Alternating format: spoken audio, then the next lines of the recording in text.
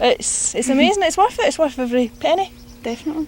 And we now know Vancouver better than we know our hometown. It's true. We've driven up and down every single street looking for big white trucks. She's been to Vancouver at least 3 or 4 times and usually brings groups of X-Files friends from around North America, throughout the world in fact. They come here on almost X-Files location scouting adventures. My friends and family think I am clinically insane, but I don't care. But she's got a head start on that anyway. We were hanging with our good friend Chris. And we spoke to Gillian for a wee while as well, but she was really busy. She had to go back to... She was learning her lines at the time. Mm-hmm. Oh, David he's lovely. He's so really nice to us. Well, David's a pretty private person. He works a very hard and long week. I'm sure he doesn't like his personal life fragmented, and that is a potential negative spin-off of any kind of notoriety or fame. So it's very hard for him just to melt into the crowds here. So he's very high profile. So I think he is very cautious about fan contact. We are on West Point Grey Road heading towards what we believe to be David Duchovny's house. There's several exotic looking cars parked in the driveway, and including, but maybe, well, there's a Ferrari and a Spider, and I don't know about a Beamer, but it's almost safe to say he's home. This is David Duchovny's residence. You see his car parked in the front yard here. It's got California license plates and tinted windows, and he's well known for driving this Beamer around town. But you can't, unfortunately, because of the style of the building, see if he's home or not. There are no lights on that are visible. I don't know if David has experienced anything except just too much of a good thing. I don't know if he's actually had, I think he may have had some garbage picking, that kind of thing, which also starts to get a little bizarre if you have to think through every stage of leaving your home and every stage of what you do with what you throw out. You know, what do you take to the set, what do you incinerate, what can you put on the curb for the garbage man? I mean, life becomes too detailed with insignificant problems. I mean, I can understand the pressure that he's under, and you know, he wants a personal life, and here are all these fans standing out here almost stalking him. But no, I won't stalk him. Did you go to bed? Just look this way. David! Oh. Guys, get out. You just got moved. That's not fair.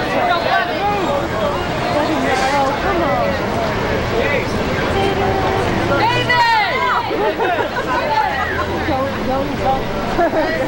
You can't find him. Well, his hair looks great from the back.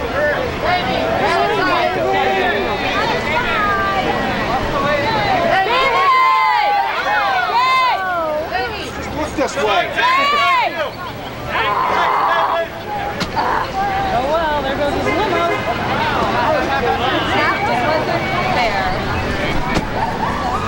What are we following? The sedan? Blue sedan. All right. They must have switched cars or something. Are you sure it's a sedan? Yeah, this car right here. You lower the music? You sure? Look. I know he's in there.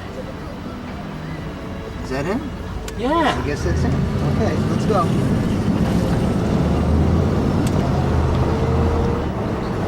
Well, I've met several of them just here, visiting, trying to sleuth out David mostly, trying to be where he sometimes is. And I share a local coffee house with David, and that's one of the places that these fan folk present themselves. David Duchovny orders a tall cappuccino, and Gillian Anderson, she's switched her drink a few times, but the latest one, it's kind of weird, is she brings in her own rice milk, and it's a decaf grande rice latte, rice milk latte. So we always wonder, what's the point of that?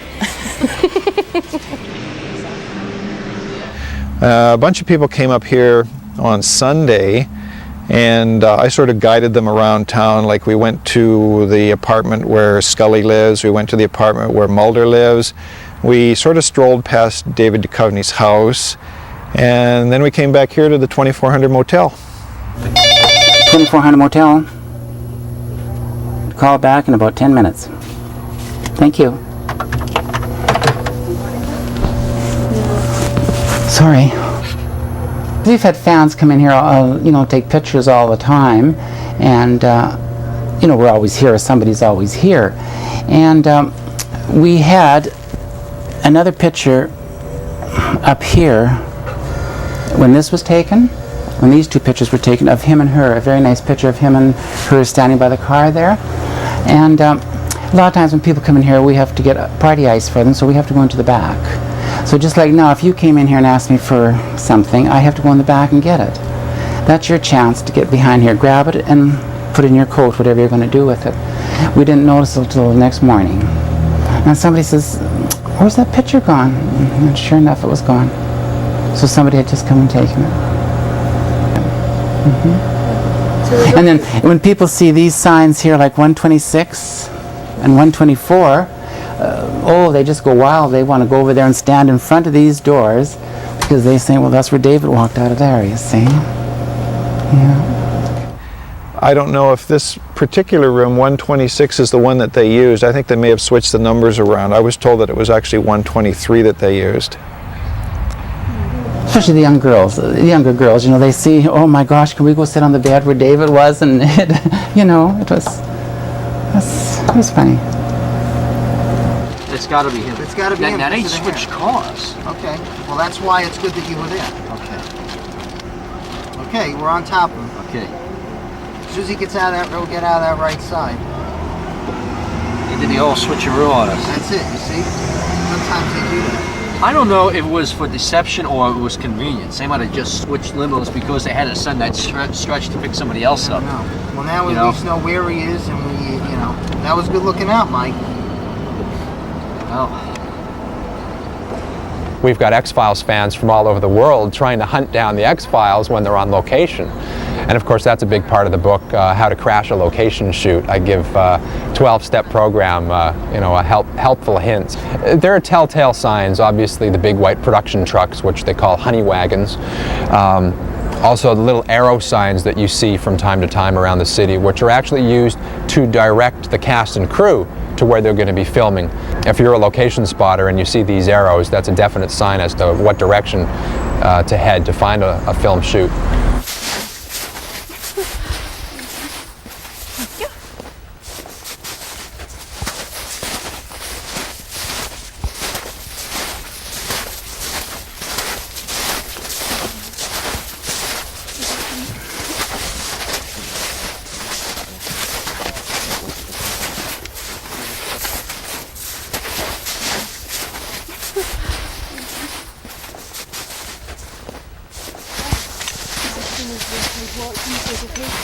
Well, actually, yeah, if you stay like back there, it's okay. You have to be offset.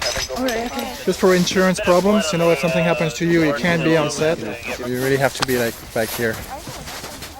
This is something I don't understand about any fan experience. And maybe it's a sort of misapplied devotion to the show, in that somehow having someone's autograph makes you that much closer to the source. That's my only guess.